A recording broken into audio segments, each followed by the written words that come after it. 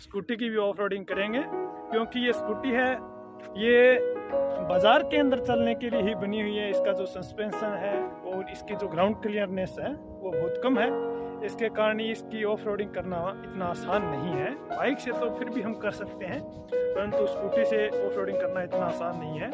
तो आज इसको भी टेस्ट करेंगे कि ऑफ रोडिंग कर पाती है या नहीं कर पाती है। तो इसलिए वीडियो के अंत तक आप हमारे साथ बने रहिए।